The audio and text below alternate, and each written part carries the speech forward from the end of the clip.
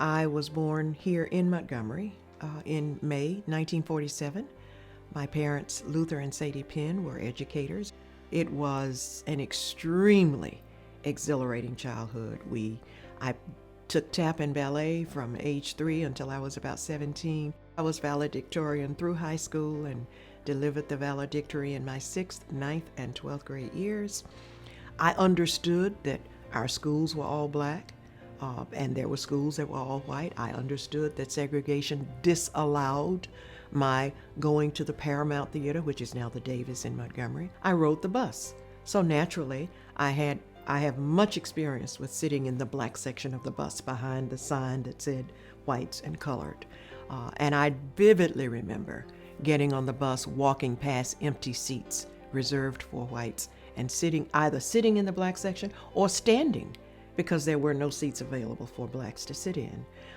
I was 8 years old when the Selma to Montgomery March came to Montgomery.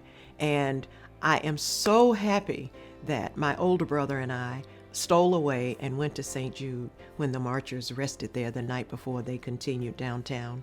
And I got a chance to see the people who were there, to hear Dr. King. My decision to become a lawyer was a late decision. I pursued speech pathology as a major at Howard University in Washington, D.C., then at Columbia University in New York City. During the course of my work in New York, it became clear to me, and it should have been clear before, that I was going to improve life, if at all, one person at a time. I wanted to do something that would make a difference in the lives of many people. And I said, I think I'd like to go to law school. So I applied and entered law school. I've known Judge McPherson for nearly 50 years. When she came back to Alabama, she became actively involved in an organization that I had some hand in founding, the Alabama Black Lawyers Association. 2 or 3 years later, President Carter appointed me as Alabama's first black federal judge. And one of our principal supporters and spokesperson was this young lawyer from Montgomery, Vanzetta McPherson. She is easily one of the most articulate lawyers I have ever run across. I did not come back with specific goals to become a this or to do a that. I was more a process person. I still am. I think that the way you get things done can be and often is as important as the outcome. I very much enjoyed enforcement of the Civil Rights Act of 1964. So I represented many clients in employment discrimination cases based mostly on race.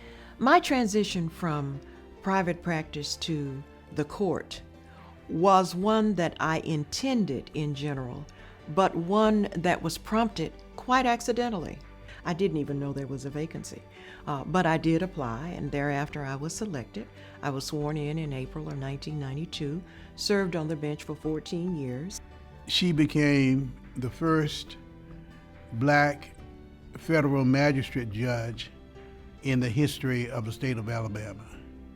She served with great distinction. I think she stands as a person very worthy to be honored by all Alabamians.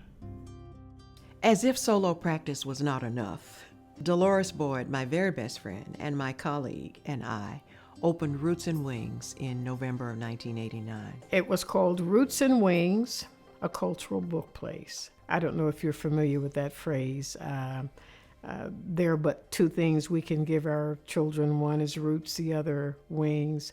We did so out of a love of books and language, but we also did so to address a depravity, and that depravity was the absence of African American literature in bookstores and, quite frankly, libraries. So we saw organizing, opening a bookstore as a way that we could train children to go beyond their circumstances, beyond their environments. When she was able to become a columnist for the Montgomery Advertiser and share her visions, her thoughts, her possibilities for the city on so many different issues. I was able to comment on issues that, of course, I could not comment on as a judge: political, race, social commentary. It was just more of a commentary, and my columns were essays on matters of importance. She gets righteously indignant about all forms of racism. She is fearless in speaking out. If you're an African American my age, you have watched things change in tangible, concrete ways. There are stages that you can recite. If you are an African American who's 30 or 40, that simply has not been your life. And if you have not studied it or read about it, you're apt to have a lot of misconceptions and, quite frankly, ignorance about what happened, why it happened, and what difference it makes. So part of my role modeling, if you will, is to help young people understand what happened, why it happened, and how you got here. I was surrounded by learning growing up, and the idea that learning is a lifelong pursuit. So the accolades are wonderful, the career milestones are terrific, but honestly, I'm just proud of the person that she is. She has been and continues to be a wonderful mother, an advisor, a friend. I am very proud of having lived through the time that I lived through.